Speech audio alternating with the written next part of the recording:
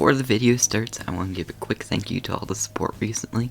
It's been incredible to see how many people want to watch me, and I'm thankful for every single one of you. Now with that out of the way, I'm going to talk about what I think is the biggest problem with Dead by Daylight right now.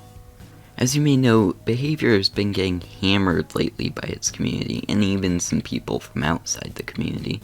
And while it's been getting extremely rough for them, they've been having this happen for a while. However, this past week, and even 2 weeks, has been extremely bad. The first thing that happened was the PTB.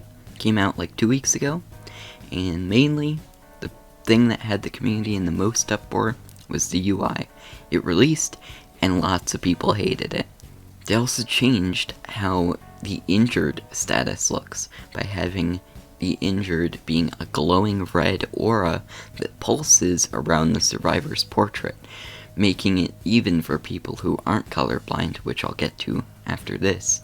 It makes it difficult to go and look at the portraits at a glance and go, okay, here's how many people are injured, and this is who I need to go after, and this is how much pressure I have if you're playing killer.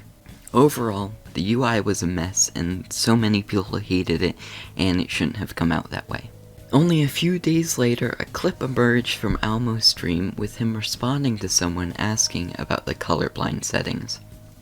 His response seemed a bit rude, however, with the recent information, we know why it seemed that way, but I'll get to that a little bit later. However, I do feel like this new thing justifies why he felt so tired and he was so seemingly aggressive towards the person that was specifically asking him about these colorblind settings. After that clip emerged, then there was this major thing that happened in the community with a forum post that warned players about this cosmetic glitch with linked outfits that was seemingly leading to players being banned, as per a response from the support team. After the news spread for about, 6 hours, Peanuts made a response saying that there hasn't been anyone banned for the glitch, and the reason why there was the whole miscommunication of would people get banned, would they not banned, is because their support team responsible for seeing reports had the wrong information about the glitch. So nobody was going to get banned because it didn't give you an in-game advantage. So the outfit bug was confirmed to not be bannable. The last piece of major news to break as of me writing the script for this video was a tweet from a Steven Spawn who responded to that original Almo clip.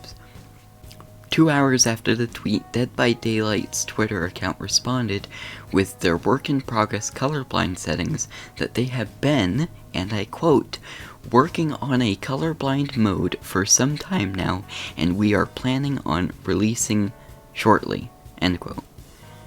They later made main tweets about this that were replies to that original tweet, which brings me to what I think is the biggest problem in Dead by Daylight. BHVR really sucks at communicating. Let me explain. From not giving us input about the UI, completely neglecting the colorblind settings until a major media outlet got involved, including, some news sources too. Leaving big people in their company like Almo completely out to dry in the case of the colorblind settings, and then with their own support team and moderators not having the same info. If they had been better at communicating, we could have provided to them some input about the new UI so they didn't make one that we all hated.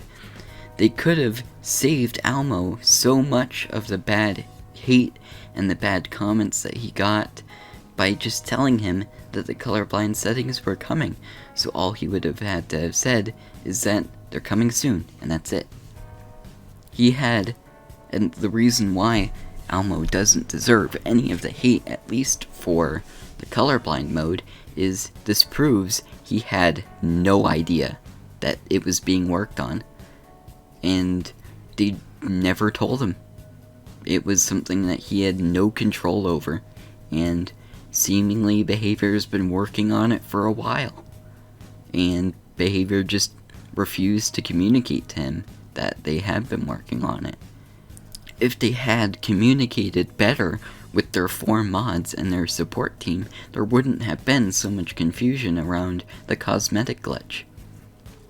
There are so many problems that have happened in the past week that have been solely caused by behavior being bad at communicating. The community is left so far out of the loop that the only way that we have to see if the company will even respond to what we have to say is by berating them. Even then, we have no idea what is going to happen, what's happening, or anything. A lot of the long-term problems in the game have been rooted in lack of communication. There is a reason why the community believes that the feedback that we give on customer satisfaction surveys goes completely unread. There's no indication that we're given that behavior even reads whatever we put in them. The community also believes that the report function does basically nothing, because we're given no indication that it does anything. With how toxic DBD is, you would think that they would have a good system in place to prevent some of the most egregious examples of toxicity and all of the harassment. You'd think it'd be a top priority. However, with no communication going on, we have no idea what reporting people does. We have no idea if they actually get punished. We only have theories of what they do, but we will never really know. The only thing we can really assume is from stuff that they've left in the game. You see up in that corner? You see that thing that has a rating that says, "Did you have fun?" Do you use it? Probably not. It's from a different era of DBD, when they actually looked at those kinds of statistics. And now, we don't even know if DBD still uses that, let alone if it even records what people put in it. Do you know what giving props to players does? Me neither. It probably doesn't do anything. And if it doesn't do anything, it's in the same menu that reporting is. So, why are we to assume that reporting does anything? I could go on forever about the issues of not communicating. You know that MMR system they're working on? We have no idea what statistics they are using to tell if a player is good or not. So we can almost assume with a 100% certainty that it's not gonna work.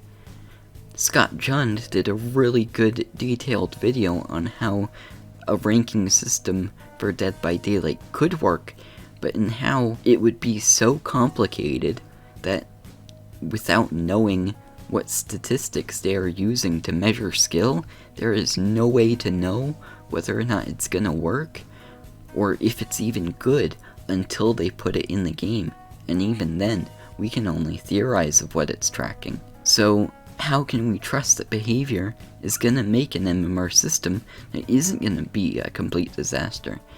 And the sad truth is we can't trust them to make one. My hopes in making this video is that behavior will change the way that they work, and hopefully they'll communicate with the community more.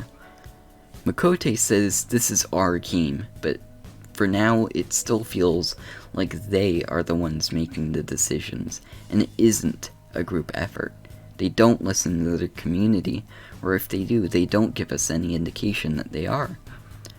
We're left in the dark in more ways than one on the changes that go on, so how are we supposed to help behavior make Dead by Daylight a good game? For now, really the only thing we can do is voice our opinions and criticisms towards the game on the forums, and maybe we'll see something from it in the future. I really want to see Dead by Daylight succeed. However, with the way that behavior is treating it right now, I am extremely afraid for where the game is gonna be in a year, in 2 years. I don't even know if it's gonna be a thing in 3 years. I can only hope that they're gonna do what they need to do and let their community help them. I still think DBD could have a bright future ahead of it, but for now, we can only wait. So, thanks for watching, and I'll see you in the next video.